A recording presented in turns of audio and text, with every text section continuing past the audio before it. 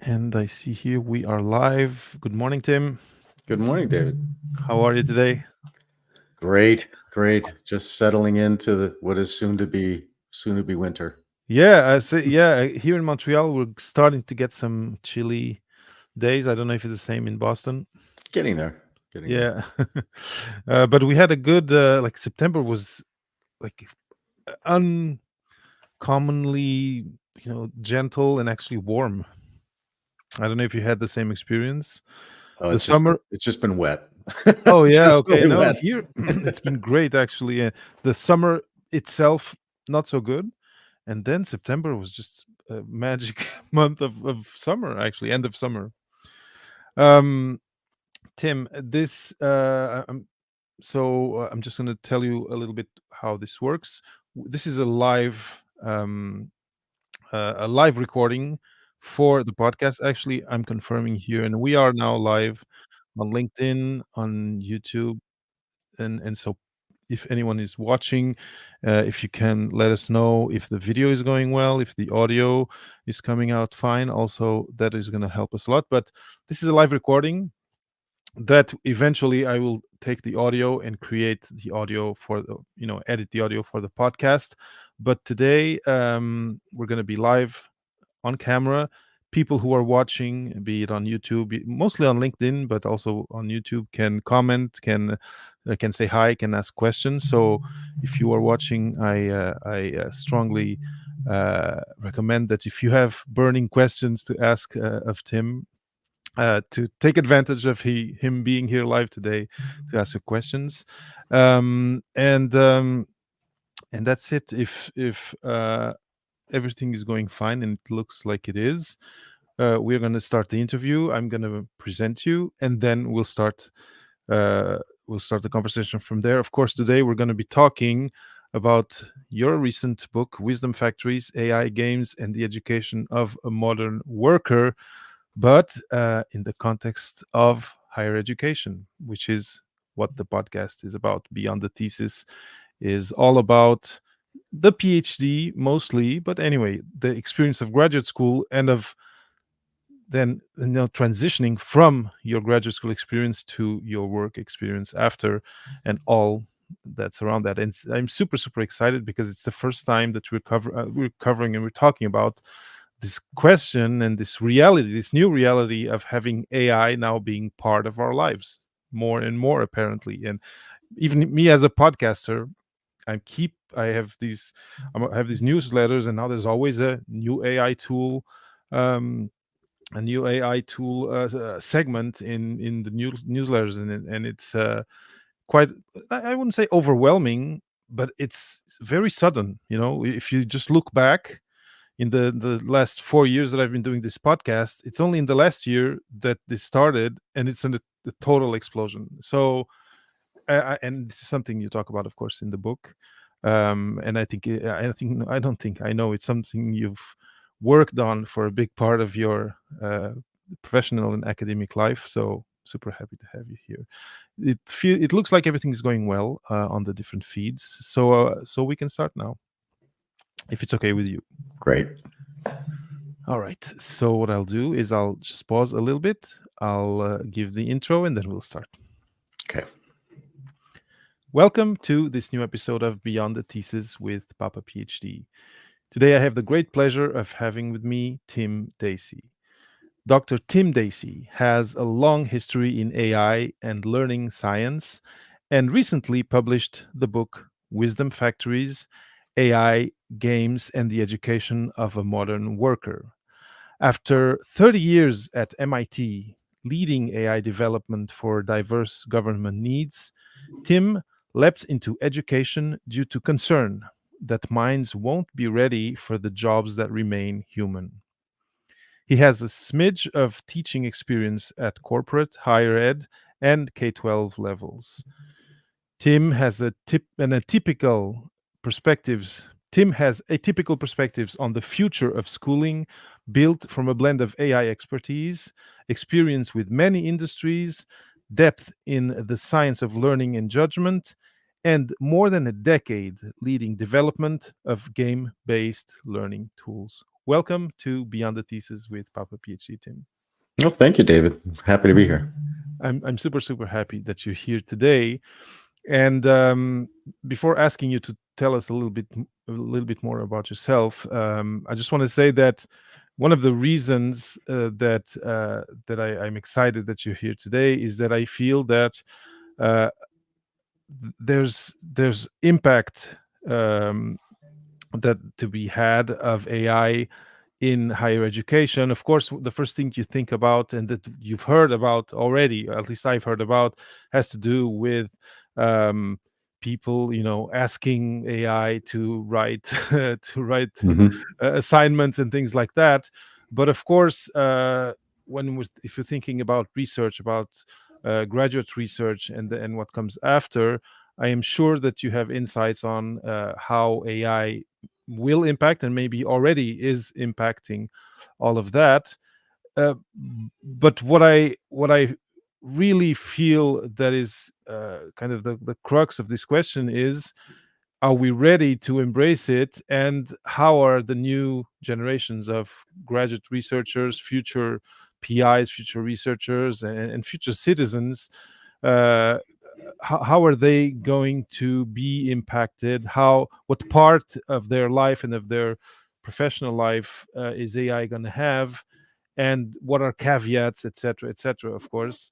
So yeah, I'm really looking forward to looking at it from different angles, potentials, caveats, and you do cover a lot of this, and you even go into the psychology kind of behind behind this question in your book. So that's why I'm super excited that you're here. But now let's maybe start, as I tend to do in this podcast, uh, with your connection to research, to academia, and in your specific case to AI. Can you talk a little bit more and share with the listeners what your journey was up till today on the academic side of things? Yeah, it started in graduate school, which for me was late 80s, early 90s. My PhD program was in biomedical engineering.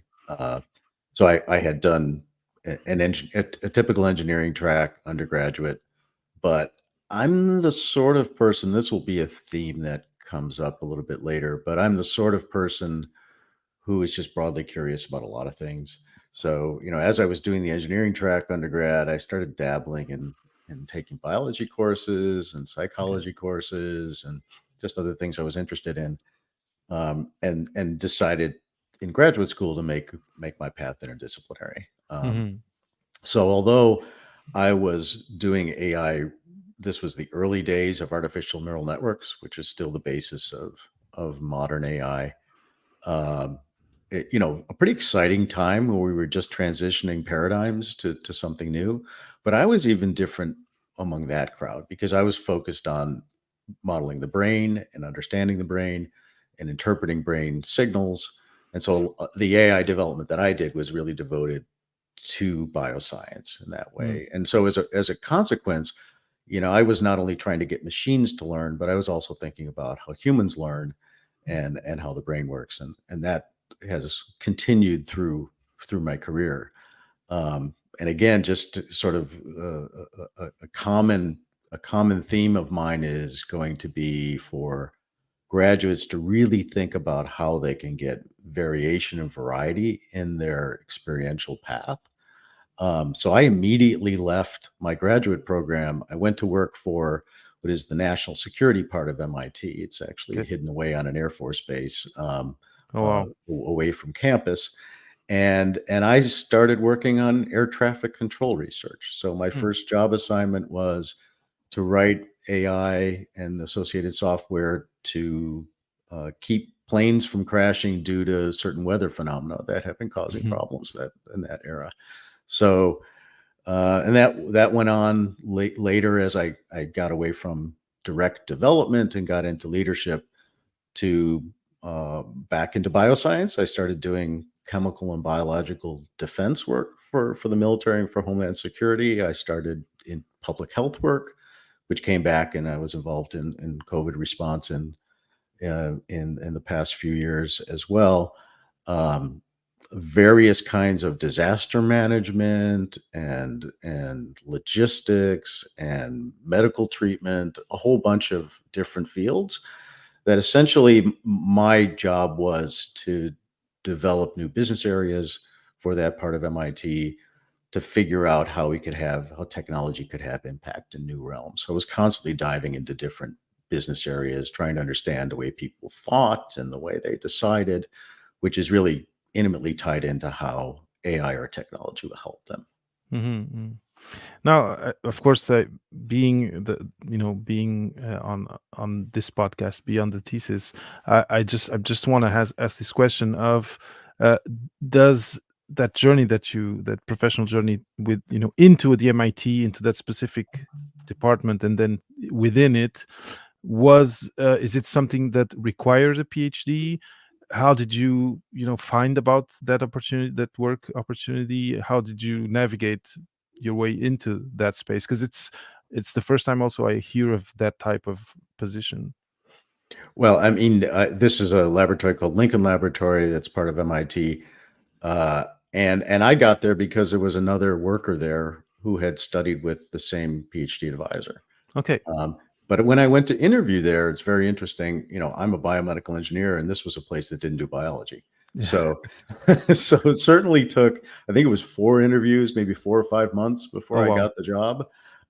So it was a long, long stretch. But essentially, what they ended up saying in their move to hire me was they wanted thinkers rather than necessarily specialists, and they invested for a long term in terms of people that would grow with an organization. Mhm. Um, one of the things I know, one of the big purposes of your podcast is to serve that emerging PhD population, Yes.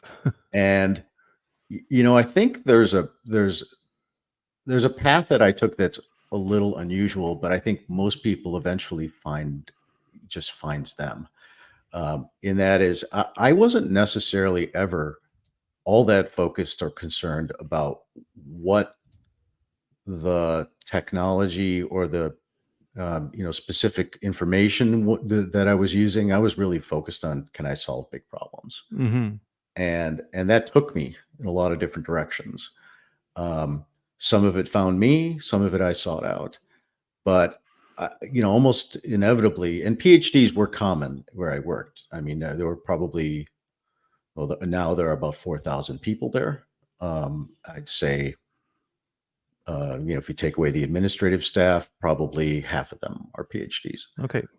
So certainly very educated people all around me, very smart people all around me who taught me all kinds of things as I went forward. But I also brought a different perspective into almost every problem I served because my background was varied and different from those around me. Mhm. Um, there's a I think a common funnel, I guess I would call, or a pyramid. Whereas you move toward your PhD, you're increasingly specializing yourself. Yeah. Maybe getting to a point where you're duking it out with ideas and philosophies or techniques that are, you know in common with very few other people on the planet. Mhm. Um, so you increasingly are sort of told to get to something which is a unique contribution in your field, but that forces you to narrow over time. And that's not what the work world forces you to do. Even if you were to take your PhD and continue in academia, the most impactful work over the last several decades has been shown to occur at these seams between disciplines. So almost everybody I know who's been out of graduate school for more than 10 years will say, I never imagined doing what I'm doing now. Yeah. Right. That's And that's so, been my experience too. yeah. And so, even though your schooling journey increasingly narrows you, I think the key thing is being able to keep that mind openly curious to a lot of different perspectives. Hmm. Um, and that takes effort. That takes effort. When you're cramming to get your work done and get your degree and get out, it's easy to just focus on the literature in your little realm, Mhm, mhm. um, or in the perspectives that come from it from others in that that realm. But it's, when I used to interview people fresh out of school, I would ask them questions that really were trying to get at how broadly they kept their perspectives and views and attention. Um, I would ask them about the philosophies of approaches to problems in their field and how those had pros and cons. I would ask them about the major issues that had to be settled in some way and how they might approach those. Even if I would ask them about the other people in their laboratory and what Mhm. projects they were doing, just to see if they were paying attention. Mhm. Right. Of Um, course. because it's that broad perspective. It's the variety um, that you eventually accumulate, which gives you that base to be able to take your career in a lot of different directions. Mhm. Yes, well, often I mention this problem of, graduate school often favoring or inciting you to almost nurture a tunnel vision of sorts, and how it's not helpful to what comes after, because you need to be laser focused on your subject and on what you're going to write on your thesis, Mm. but you need some either a different moment where you kind of open your horizons and and accrue some other information, or so grow your network, learn about spaces that have nothing to do with what you do. And I think and it feels to me that it's kind of what you were looking for asking these questions. Do people have this wider view of what they do, and of even what people are doing around them, which is a good indicator, I guess. And that connects really into the theme of my book in a lot of ways and where AI is pushing, I think, our skill sets. And so, going to your book, the sub so Wisdom Factories, and the subtitle is AI, Games, and the Education of a Modern Worker. And you know modern is a word that we've heard since the 20th century. Modern.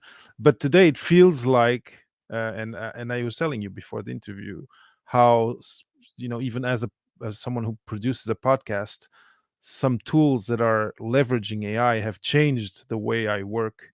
So it feels that this last few months, years, there is a paradigm shift that is happening.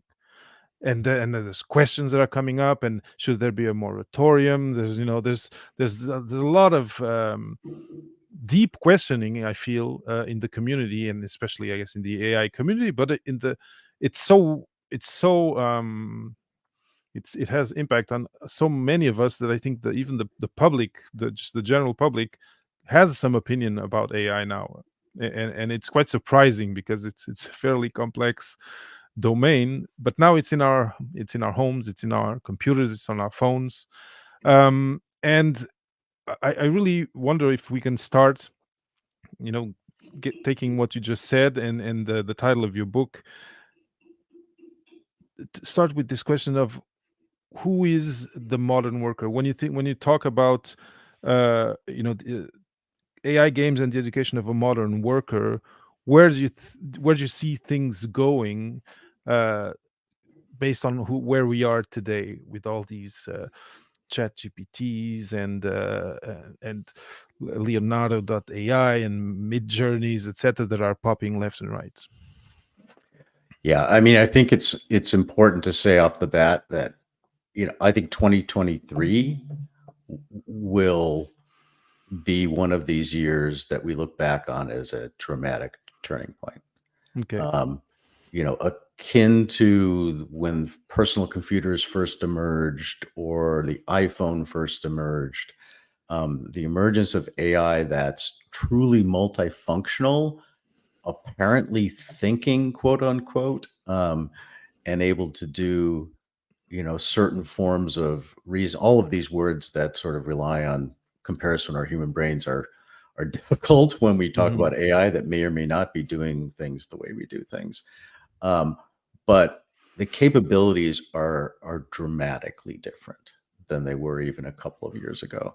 I just saw advertisement for a product, for example, David, that will take your podcast translate it into multiple languages, and have those words coming out of your mouth Oh my. through your through I your your visual, right? And we'll do that Jeez. at a few clicks of a button. So these are capabilities that are really changing everything. And I think what's fundamentally different about even those other transformations that I talked about, or you could pick up some, pick on some major historical innovations like electricity or Mhm, engines or things of that sort, is the speed with which AI is having impact. Because unlike with iPhones or personal computers, where there's a capitalization, there's a set of purchases that have to be made in order for infrastructure to build out. mhm, The infrastructure is there. It rides upon the internet and wireless and computing. So AI can go from idea to product in days or weeks. hmm, And we're at the really the what I would call the baby step here. There's fresh new AI that we're just starting to learn about. The amount of innovation that's happened even in the last few months has been incredible. So so the question really becomes, what does that mean for the world, and what does that mean for education? mhm, And nobody knows, right? mm, So a lot of what I'm going to say is sort of, I think incontrovertible, but it's also not surprising, right? If mm, you don't know what future jobs will be, if you don't know what people's role will be relative to machines, then you need to have people who are very flexible, right? Who can adapt quickly, who can learn new things quickly. That's one sort of fundamental principle, right? If I've got uncertainty, I need to have flexibility. of course. Secondly, if the tasks you are going to do are going to be largely in managing AI and other technologies, and I think that will be a big part of a lot of workers' jobs, is configuring their AI team to do a lot of the work for them.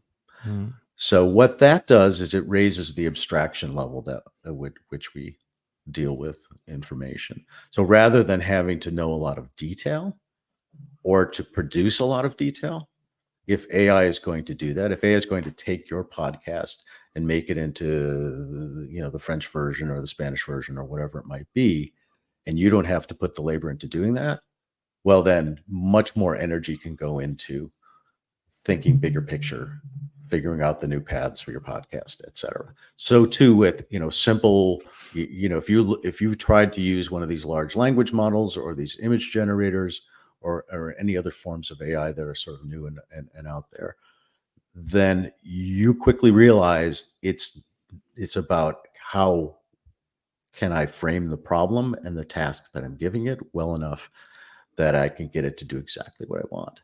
mhm, So rather than the detailed information being the crucial thing, I might still need the ability to vet what comes back because I don't of course. necessarily trust it, but I might not need to natively have that knowledge in my head. Mhm, So, and that's really where work has been going in the long term over the last many decades. We're moving from knowledge as a currency, right?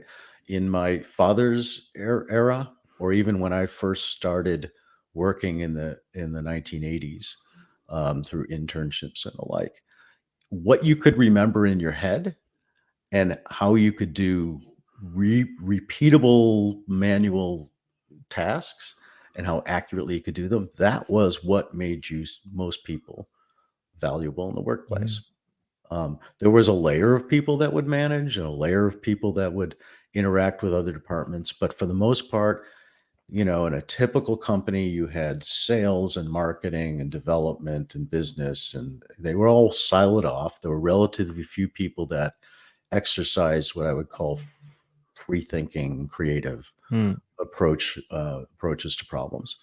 That's changed entirely, and that started with computing, which started remembering things for us, and and then got to a point where we could look up stuff from the world's knowledge easily, and so it allowed humanity to in the workplace to deal with increasingly novel problems, increasingly strategic, multidisciplinary problems, and to deal with more complex problems. Okay. Some of them because the world changed, my life Mhm. is more global, my supply chain needs to be more complex. And some of it because technology allowed us the ability to address bigger problems. Hmm. Okay. So, as an example, I last year was consulting for the drug development industry. Okay. Most drugs historically that are out there and highly successful went after one molecular target. And but the diseases that are left unsolved are the ones that are have all these complex um, multiple targets involved in some network dynamic. And unless you understand that whole system and that all of that complexity, you're probably not going to address cancer or other things very easily. Mm. So technology has both allowed us to to tackle those bigger problems, but it's also because the world has emerged, has evolved. So we're Mhm. getting more complex, we're getting more abstract, we're getting more big picture. We're having to deal with a lot more uncertainty and multidisciplinary. And so the notion of specialists and education is growing specialists is giving way to the notion of education should be growing generalists. Mhm. That's a That's very, very different paradigm. it is, and that's actually the question I was gonna ask you. It was you were talking, and I was feeling, okay, so first we're robots, let's call them like that, just for this idea, this idea, in the past robots are gonna work and we can chill. That was one of in the Mhm. 80s, Yep. and it feels to me like what you're saying is AI is here. N- I, I feel, and let me know what you think, that we actually need to invest more in getting educated to be able to leverage these tools, but also that the student, the nature of what studying and what learning is going to change. It's not it's no longer, and it's already less and less, but it's no longer memorizing a lot of stuff, but it's different. Can you go a little bit into that? Mhm. How is life going to change for, let's say, med students, or engineering students? What different part of their brain do they now need to train more, considering that AI will be part of their lives and their professional lives eventually, more and more going forward? Yeah, if you imagine that at any time you can talk to an AI and get detailed information. Now, this is a hard sell for a lot of people who look at current AI and see errors coming out of it. Um, so, but if you understand what's going on under the hood and see what's happening to that process, the accuracy and of a lot of these methods is improving pretty steadily. Um, and I think what you have, the other sort of faith that you have to have. So I have faith, maybe that's the wrong word because I'm not rooting for it, Mhm. but I have faith that AI technology will continue to improve dramatically. Mm. Okay. In 5 months, ChatGPT went from scoring the lowest 10% on a legal bar exam to scoring the highest 10%. Jeez. Okay. It GPT-4 now scores, or the ChatGPT built on top of that now scores as an IQ of 155. Okay. So that's Wow. equivalent to 2 out of every 10,000 of our folks, right? So is it able to do everything people can do? No, right? But it's able to do more than most any individual can do, Hmm. right? I can't draw like it can. I can write as well or better, but most of the world's population can't. Mhm. Um, so what we have to then think about is what can humans do uniquely? And what we can do is often really understand the context under which decisions and information get used. We can look at other perspectives that may not be part of what AI had to consider or was able to consider. Um, we can fold in, we can collaborate with other human beings in very good ways. And so all of those things are what I'm calling these big picture skills. They ride upon education, at least in the U.S., has long had this view of building what they've called 21st century skills. Mhm. So usually the list is creativity, critical thinking, collaboration, communication, some form of tech savvy, especially with computers. Um, but those have been desires that haven't been realized very much. Most of what we do is still divide up our schooling into subject areas that are based on areas of knowledge. And we get people credentials that say, I know a lot about this knowledge domain, Mhm. whether that's as a chemist or a social scientist or whatever. Um, the notion of graduating somebody who's a creativity expert or a critical thinking expert isn't really present in most places right now. Mhm. So, so the question is, how are those skills built? And those skills are built through really varied experience. They're experientially learned. It's why, and so your original question, I'm losing track of because my Mm. mind has been rambling here. But but I think you're sort of getting at what's the skill set that's different Exactly. in the modern world. It's mostly that I've got to deal with a whole bunch of more uncertain, complex, novel, multidisciplinary problems. And what that forces us to, we still need knowledge, right? Knowledge is the basis for all decision making, but it forces us to a different abstraction level for knowledge. So, for Mm. example, back in the day, I'll call it the moon launch era, right? I needed to crank through calculations by hand. Maybe I had a computer, it could pretty much do simple calculations over and over. And and as time has gone by, very, very few people now do math operations in their Mhm. work. In fact, the people that tend to do math operations in their work are trade workers, Okay. right? Who may correct construction worker who's calculating measurement or whatever it might be. Um, Instead, people use computers to perform calculations. And that the real art in the workplace is understanding what math technique is appropriate to use to address a given problem, and then have the computer do it. Or how do I parameterize a math technique so that it performs correctly? That's a very different skill, right? That's I'll call it a meta knowledge skill. That rather Mhm. than me knowing the particular techniques in detail, I now need to know the strengths and weaknesses of various techniques and when they're best applied. Not at all related to how well I can solve equations, Of course. right? Very different skills. Or in the workplace, I may need to understand what are the right processes that I can use to address a problem that are most likely to mitigate some of the judgment imperfections or biases that people have, that are able to take advantage of the multiple perspectives that will make a solution better.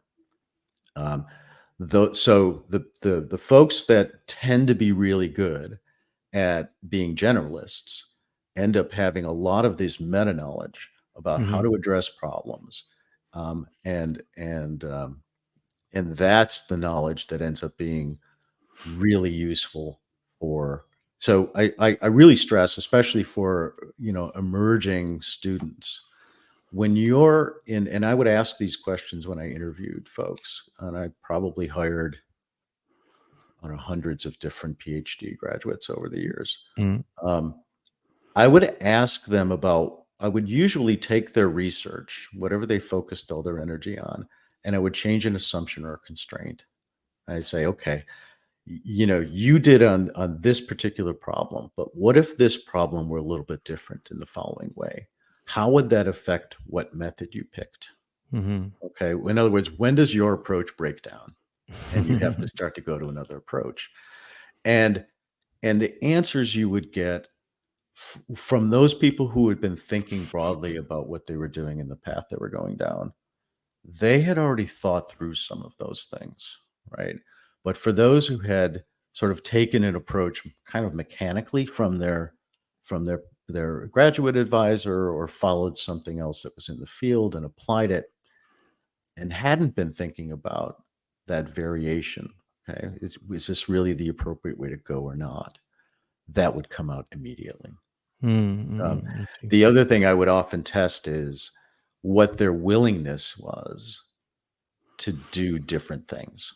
Hmm. I once had a chemist that I was interviewing who at the time was working on, this was a couple of decades ago, but there was a newly emergent field of what we call carbon nanotubes.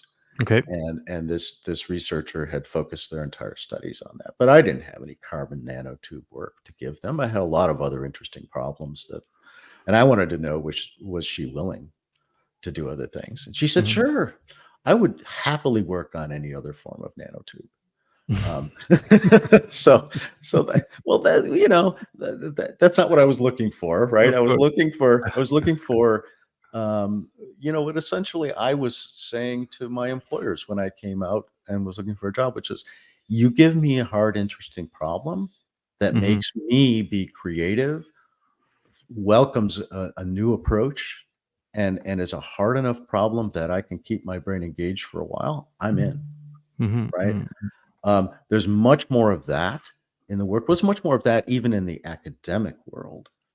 So many more professions. If you look at what the advertisements are out there for assistant professorships, most of them have some kind of interdisciplinary tie. You're going Hmm. to be in this department, but you're going to be cross-linked to some other department we want you to because we know that these innovations come from, whether they be in teaching or in research, they come from interacting Of with other course. places, seams between the disciplines. So Mm. now, where it was used to be that the discipline itself was the destination, Yes. then the seams between the disciplines became more important. Now the seams is the only place you want to be, Mm. because the experts will be the AI. And I know that's difficult. It's It's not this. it's not there. I think one of the difficult parts of this is that I'm talking about what is probably only a couple of years away, Mhm. um, Mhm. but it's not there yet, right? Yeah. So No. right now, that's not what people are doing, but there's a massive transformation that's about to take place in workplaces where employers decide, what can I have AI do, and what do I need people for? Mm. And it's going to change everything about how people are hired and deployed, I think, eventually. That's super, super interesting, and let's keep let's keep seeing and keeping our ears and our eyes open to what happens week after week, month after month, and maybe we'll talk in 2 years and see where we are. I have a question from the audience. But I really want to just make a point of, you just talked about transformation, and that's where I want to go next. I think from what I understood, from what I understood from what you said is these AIs that are now AIs and AI applications that are now burgeoning. One of the things they are not is they're not human, and there's things that only they are very human. This thing of collaborating, of thinking in a group of people with different backgrounds to find something completely different, or discover a new domain of study, etc. And it feels to me that that's where we need to focus our attention going forward, because like you said, the expertise will be able to delegate it to these anyway, AIs or AI applications, etc. The that's the feeling that I'm getting now. Someone is asking, and I'm going to put her question here: is it advisable to the students to use AI technologies for the betterment of their research background? Let's I don't know the research background. I don't know exactly what you mean, Priyanka. Thank you for your question. But the use of AI technologies by students, is it something that you've discussed? Is it something that you've reflected upon? Are there things that you've seen, good, things that are working and that are good, and maybe caveats that exist that you can maybe share today based on this question? Maybe I'm going to leave it here. Yeah, let me look. Let me take this from two different angles. So, from a student perspective, look, if you're outlawed from using it, don't use it. Right? There's a certain, there are times when you need to learn a skill, right? And you need to learn it without the technology doing it for you as a prelude or precursor to being able to use an AI and have the combination of you two do it even better. But in general, absolutely. If you're a student, the only way you learn how to use these tools is by using them. I mean, these are very experiential kinds of technologies, and anyone who's tried to play with, you know, uh, an image generator and I've tried to get it to do what I want and beat my head against a wall when it doesn't, or the text generator. The other day I was telling ChatGPT to help me with a course design, Mhm. and it kept spitting out a few sentences that I just found unuseful, and I kept telling it, don't give me that information, and it kept giving me that information. And finally I said, if you give me this information again, an innocent person will die. And and it stopped. But I didn't know. The only reason I thought that would work is I heard a prompt engineer suggest it. So look, the only way you learn about these technologies is to use it, and and you will need to use it, right? Because in the workplace, whatever workplace you're in, it's about getting to solutions as quickly and as effectively as you can. And if you get there with AI better than you get there manually, Mhm, other mhm. people will do it that way. And if you're not skilled, you're going to have to figure it out. So, Mhm, mhm, so yes, use the technologies, use it in ethical ways. Um, um, Now, from the instructor point of view, I take a very different tact, mhm, which is mhm, I say, your first order of business is to make sure you're getting ethical, reliable information from students on their performance levels, which means you cannot assign things the way you've been assigning things, mhm, right? You're much better off giving people an in-class writing assignment mm. and getting some sense of their innate writing ability, Of course. and having the expectation that they use AI when they go home. Um, Okay, actually, Priyanka has a follow-up. So she's saying, "I'm a lecturer of human anatomy in a medical college. So, is it advisable to the students to use AI for research, for example, developing research questions or literature reviews?" And the feeling I'm getting from what you're saying is, by using this, they'll be able to learn how to leverage AI to get to a better end result. But I think it's not advisable to use AI and then copy paste what comes out of AI onto a paper. Do you have a comment on that's that? right. It's not. It's not. Look, if I'm trying to learn how to write well, um, a reasonable early step, like one of the most difficult things to give a student if they're learning how to write or if they're learning how to code, for example, is to give them a blank sheet of paper or a blank screen and say, Mhm. do it. Right. So when I was learning how to code, I would ask, instead of reading the manual, I would ask for who's the best coder. Let me look at their code, start from there, modify it, and go forward. That was a faster path to competency. Mhm. Same is true with writing.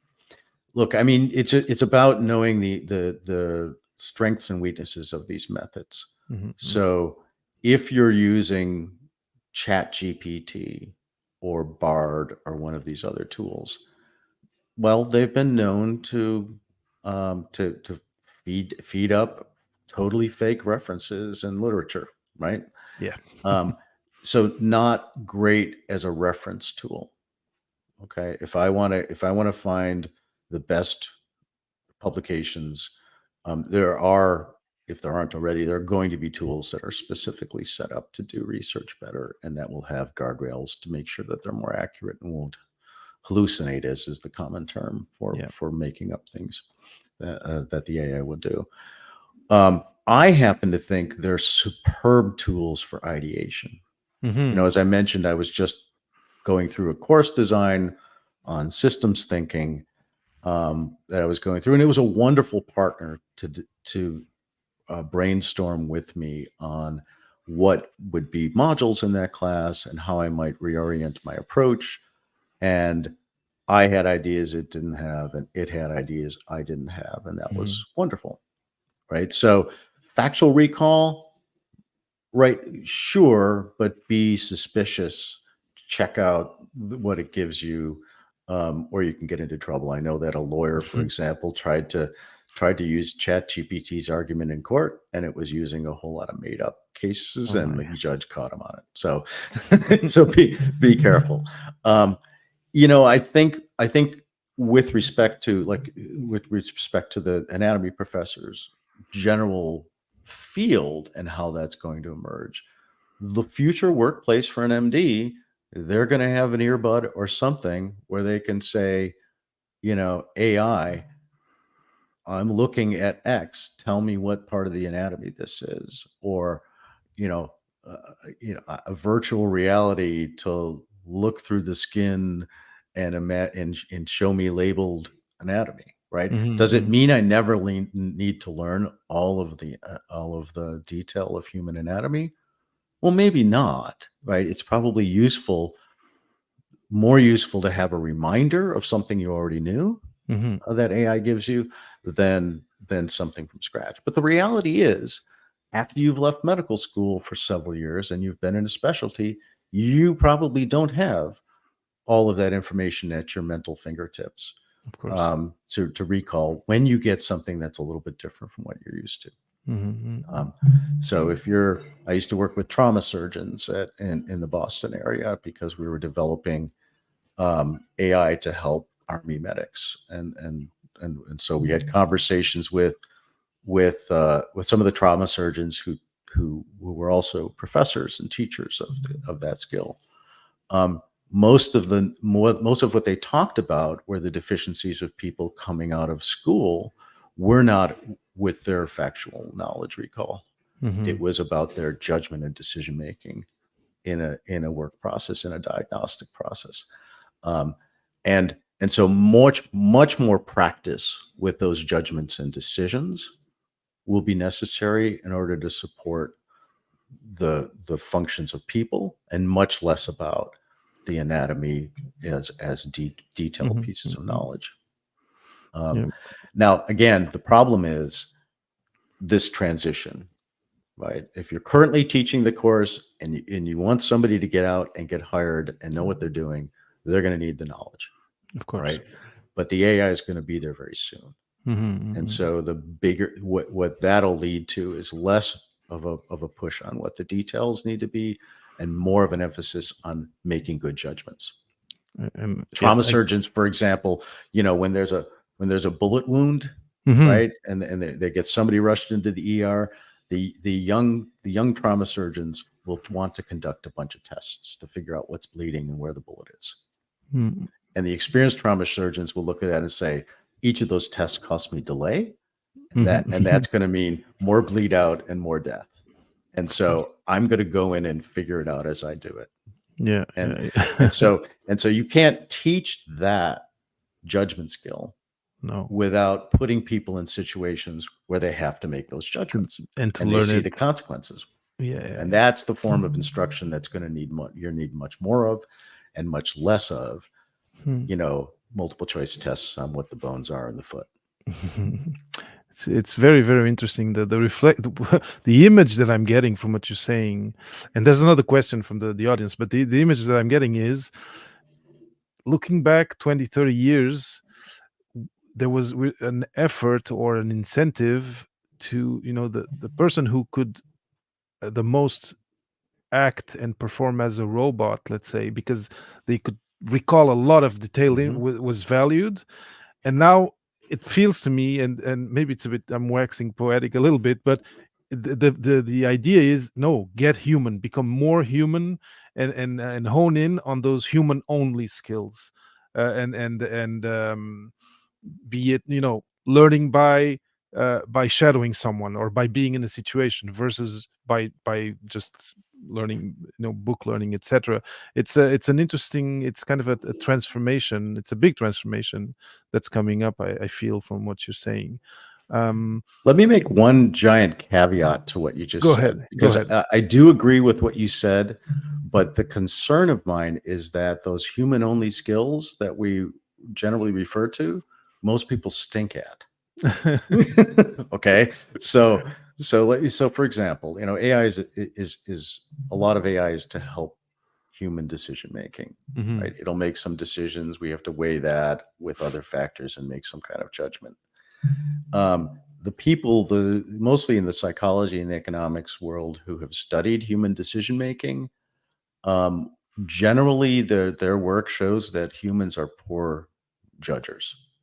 Um, if you put Mm, doctors or lawyers or others who have to make judgments into specific situations and ask them to decide, the variability in the answers you will get is well beyond what you would want it to be. mhm, And so there are a lot of circumstances where it has been shown that algorithms perform better than people do at making squishy judgments, and mhm. that human judgment is highly variable and subject to too many biases and weaknesses. So, yes, we need to get at those more human skills, but if we're not good enough at them, AI is going to take those roles too. And that's the part that I think there is no upper limit to the abstraction level that AI can make a decision at. Um, Mhm. nothing fundamental. If I fed it in a whole bunch of MD decisions and gave it enough of the underlying information that the MDs had available to them, there's no reason to think the AI wouldn't decide those too. There's kind of an interesting path. For example, I'll give you an example. In the worlds of radiology and pathology, where human image interpretation is a big Yes. skill, um, the AI to let's say pick out cancers from a CAT scan image will often do better than any of than humans do, Mhm. which is weird when you think about it because they're trained based on But the human judgments in that field. But it turns out those judgments are not consistent. Between umpteen people can make a decision, and many of them will get it wrong. Um, and the reason AI does better is because it sort of minimizes that inconsistency. So mhm. we have to get better at making judgments.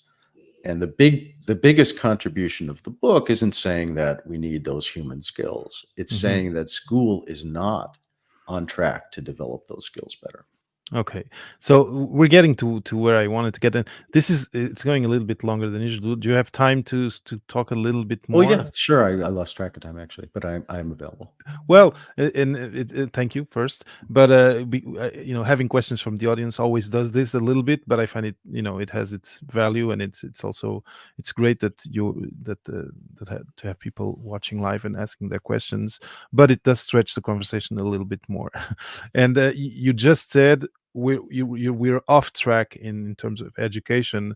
We're off track in that objective of teaching us to be better judges, and you know and I want to get there, but there's this last question which kind of relates to Priyanka's question from Dr. MD Alamin, and it has to do basically with our institutions, educational institutions, checking for AI generated work. So, to what extent is AI widely used for generating scientific manuscripts in academia? And how do academic institutions like MIT or other authorities evaluate the quality and authenticity of AI generated scientific papers in their peer review processes? So, I think what the question that's being asked is, are people publishing things that are made by AI, and are there tools to find them out? That's how I Hmm. interpret the question. Uh, I don't think at this point in any specialized field that AI is generating much of the literature. Um, I've seen it done really, really by people who wanted to test the To system test and the make a system, point, yeah. right? They wanted to be able to say, "Hey, I got this through the peer review." But it's for show and tell. I don't think that's really happening now. it could be used as part of a writing process, right? Okay. Help me design an outline for this research. Help me generate some initial text. I've done this before with I did this with a video series I just put out. I had AI generate the text up front. I didn't use any of it in the end, Okay. but it helped me with some of the organization that I kept. So I don't think it's happening very often. I will say, if you think, and there's a lot of folks out there advertising AI, various forms of AI to detect whether something is AI written. Um, and I would say, writ large, those don't work. Okay. And they've been scored and shown to not work. It takes very little modification of an output from AI to suddenly make it something that another AI can't recognize as AI generated. So the idea that we can spot when something is AI generated is is a dangerous one as a teacher. Mm. There was one case, a professor down in Texas, for example, who failed a bunch of students in his class, and some of whom he kept from graduating because he used an AI plagiarism detector Hmm. on and the way he did it is he went into ChatGPT and he asked it, "Did you write this?" And ChatGPT said, "Sure, I wrote that." Well, it hadn't, Yeah, yeah. right? But that's not the kind of question you should. It's not a good.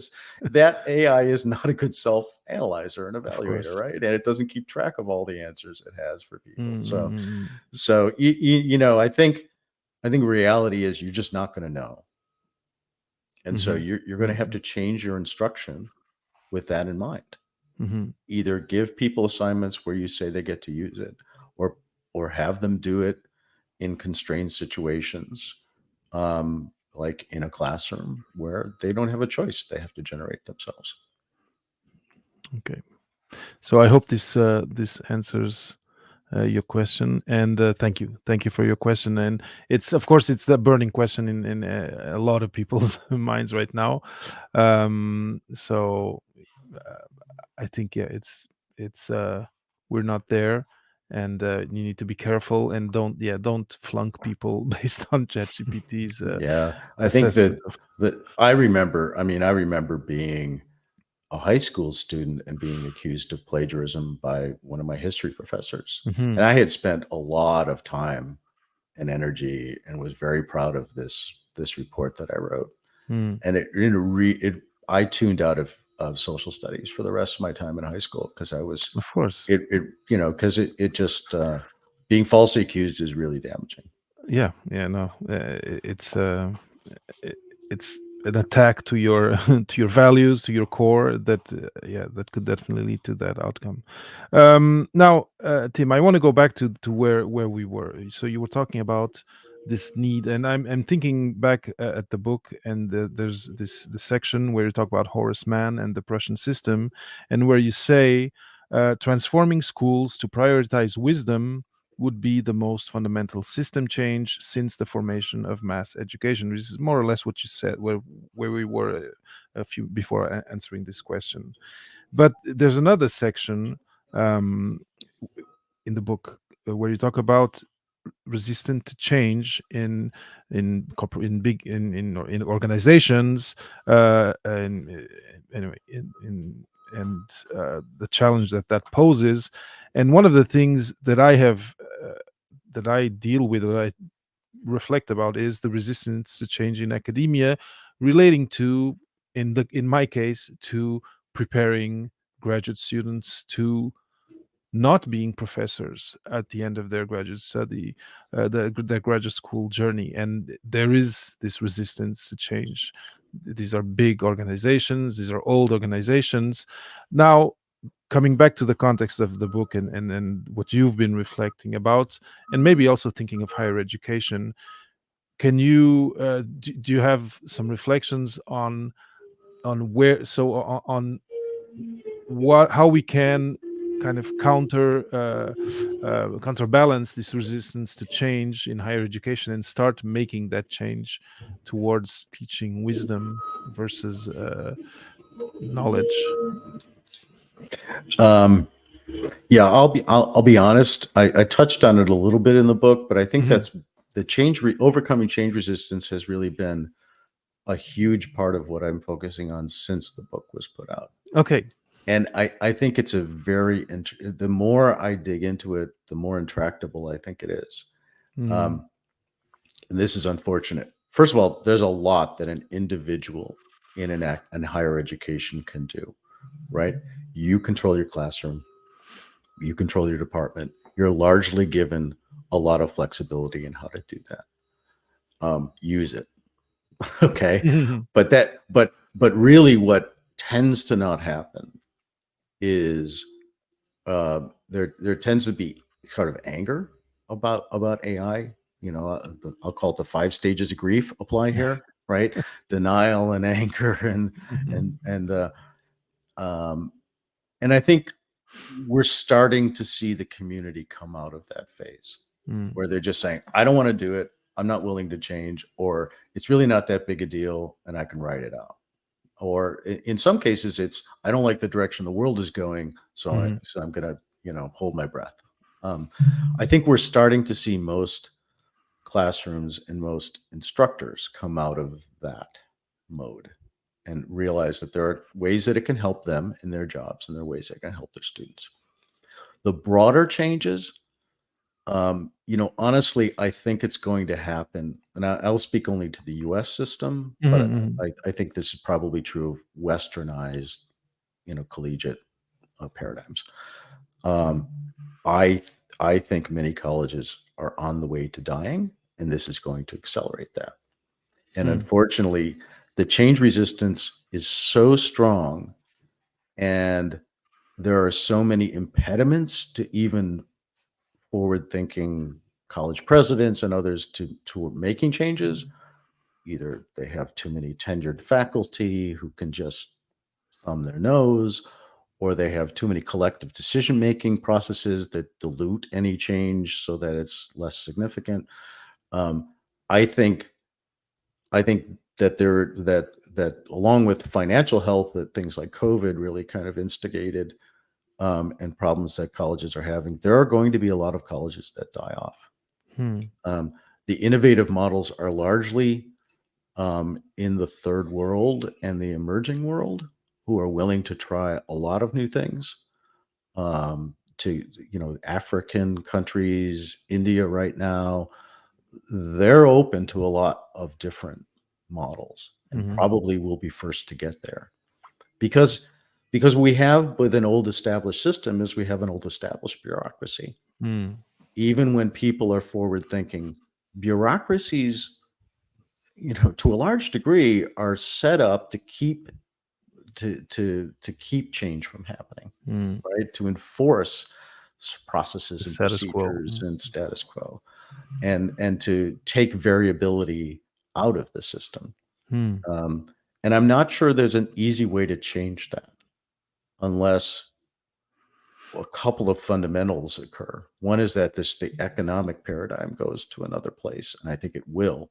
I think you're going to have online schools that are almost entirely AI run and AI Hmm. taught, and the cost point for those, which will be important to serve a whole range of people in the world who can't get educated well, right? In Hmm. the current paradigm, those will start to bleed into, if it really comes down to, will they be instructing well enough, and will companies be okay with the products that come out? Of course. And if they are, they will undercut brick and mortar institutions in a much larger way than we've seen. Mm. McGill may do great, but Mhm. some small college somewhere is probably not going to. Um, so Now, how do we change it? I think there are some speculations that I have. One is which is there's a very weak tie between business needs and higher education's output, right? Business will has been saying for decades, we want more of this, we want more of the Mhm. teaming, creative, you know, uh, broadly educated person who can work with technology, and they're not finding enough of those people, is what they're saying.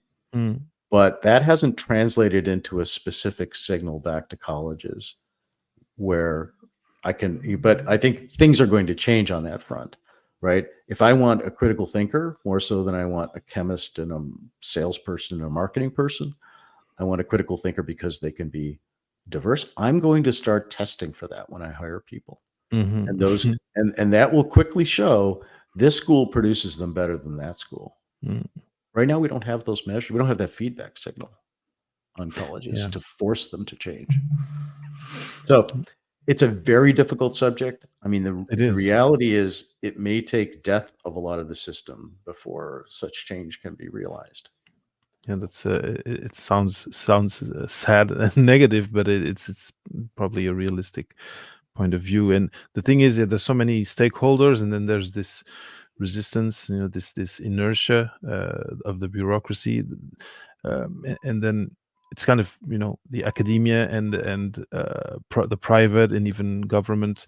Although there are interfaces, like the place you were working at the MIT clearly was an interface between the two worlds, but in a large scale, there it's different planets, and it's hard to make them talk together and actually collaborate, because it would be kind of a collaboration if we got there.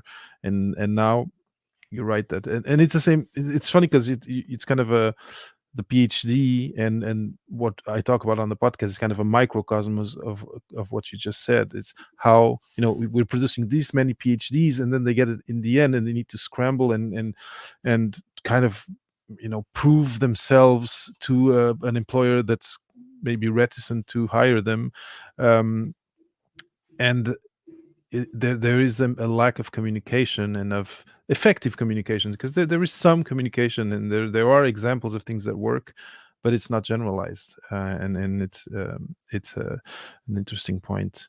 And now I know we're in this very macro, and I know we've passed the hour, but there was one other aspect, something from the book that I wanted to cover. I'm going to ask if you have a few more minutes, just to talk about the aspect of, I'm going to say, okay, yeah, of self awareness. And I was Hmm. a little bit surprised when I saw it, when I read that part. You also mentioned the your personal experience of discovering you have ADHD, and how now you AI is kind of a partner that kind of supports you or complements you in aspects that of course ADHD is prevents you from performing better. But the self-awareness part, maybe we could finish the episode on that, because I think it's a good way to finish focused on the person, on the listener in this case, or the person watching. But can you talk a little bit about what you wrote in the book about this part of self-awareness? And for me, it was counterintuitive. I wasn't expecting for you to go there, to go so micro, let's say, and so introspective in a certain way. Uh, but I think it's important to talk about it, before. Really happy, and no one's asked me about this particular section, but Oh. I feel it's really a hidden gem in this whole conversation. It is. I agree. Here's the way I look at it. If what AI is doing is affecting judgments, okay, and if what we need to do is be able to conduct judgments better, then even decisions about what AI tools I surround myself with to make myself most effective, um, decisions about how I may be mentally biased in certain ways that I decide, or I may be too easy to discount a certain point of view, or I may be highly reactive. So I gave the example of myself personally. I don't think it's a unique example in the sense that it just happens to be one guy, right? I have a tendency um, to have racing brain, where my brain will go off in 10 different directions, and so if I'm, let's say, dictating some of my writing in while I'm out for a walk where I think better, then I would like to have an AI tell me, you started on this subject and now you're off here. Come back to that and tell me more, right? Hmm. It doesn't have to be that smart. It's almost like having a psychotherapist along with Yeah. you for the walk, right? Or it's saying, does this relate to the topic you were talking about yesterday? Expand on that more. Um, or you're using too many big words, right? Mhm. You're trying to hit an audience that says, but many other people might not need that, right? That's particular to my brain and how it processes and and what it most needs. We all have those, right? It may be that, I'm a manager and I do well with sort of louder in your face people because I know what they're thinking or whatever, but I'm not doing very well with the quiet person in the corner Mhm. in terms of pulling out what their thoughts are or even understanding how to relate to them best. Okay, well, um, that awareness is critical, both because I can do something about it, right? There's it might exist now, I'm not sure, but it's soon to. I can go talk to an avatar that has that personality, try to accomplish a certain goal with that avatar, and practice that Mhm, skill, mhm, mhm, right? mhm. But it only works if I know that's something I need to work on, or it may be that I have a strength, right? A lot of ADHDs, in my case, a lot of ADHDs are good big picture thinkers. It's kind of the cousin of autism in the sense autism it tends to focus on a lot of detail. The ADHDs are bad with detail, but good Mhm, with big picture. Okay, if that's a strength of mine, and I'm not, it's for others to judge here, but if that's a strength of mine, then I want to make sure that I surround myself with AI that that accentuates that strength, mhm, right? Or make sure that other people on my team know that this is a personal strength. This is my personal weakness. We can work together on these things. That self-awareness really has been emerging as an important characteristic over decades, but AI just takes to another level. mhm, Self-awareness is currency. It's performance gold. And that's true whether you're managing or whether you're doing, the individual work. mhm, So I thought that's an important characteristic that AI just sort of takes to another level that I think, it's taken me decades to mhm. learn about myself. It's still an ongoing thing. And anybody who's got a few gray hairs could say that, Of course. um, or in my case, lack of hair. but, but, um, but it's not just about, again, it's not just about what you know in your field, Mhm, mhm, okay, or how you can reason in your field. It's knowing about the world, and that includes yourself and the people you surround yourself with. mhm, Um, that's solving real problems in the real world has all of these squishy factors, and mhm. your brain is a big part of that squishiness. Of course. Literally, it's literally Yes, yes, squishy. yes.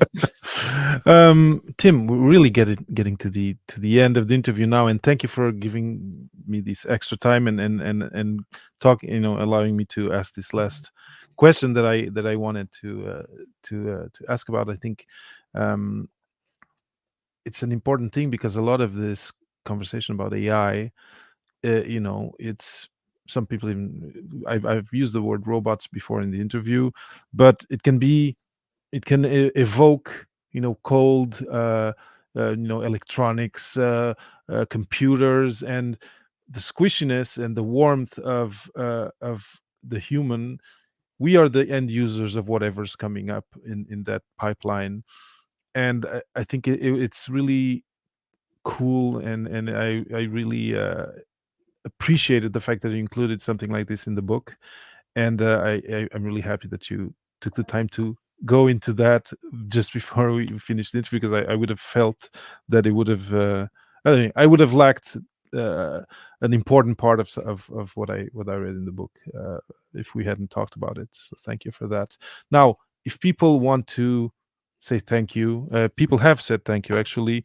Um, Also, so Priyanka says thank you for the approach towards harmful use of AI.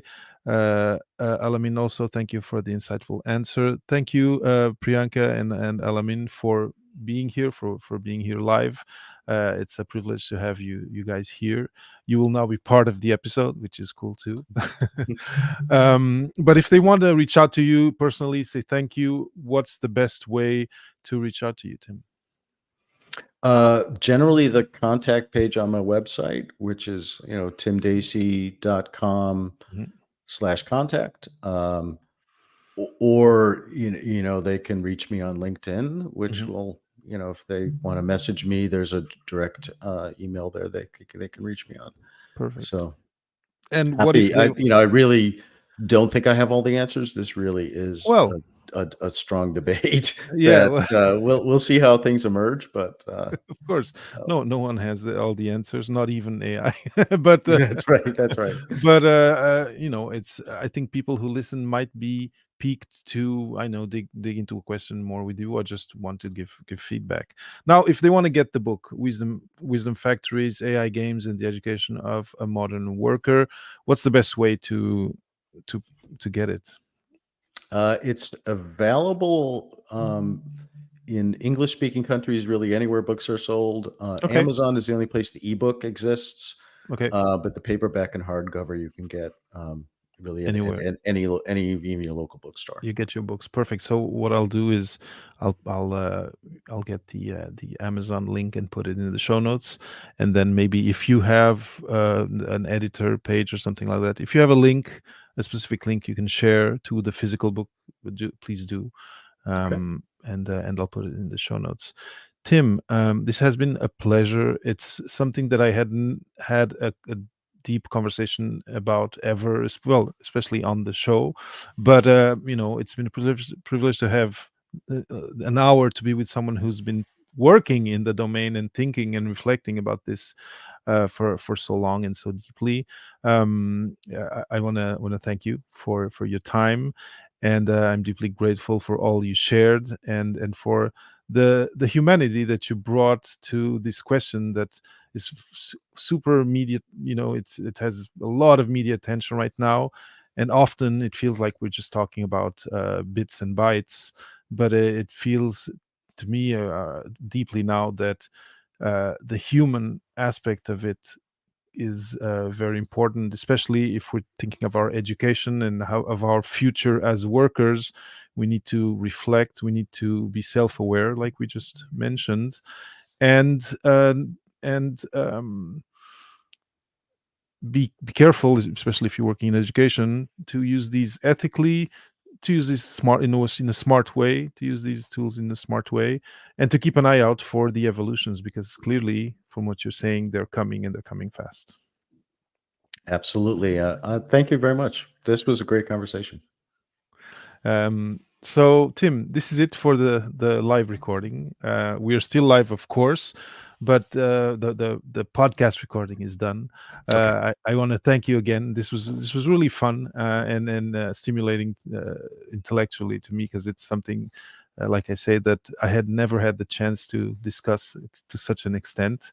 And it gets me now. It feels like after this conversation, now I'm kind of curious, and I have, I feel like I'm gonna be more surprised at what the next few years bring than I was expecting. That's what I'm getting.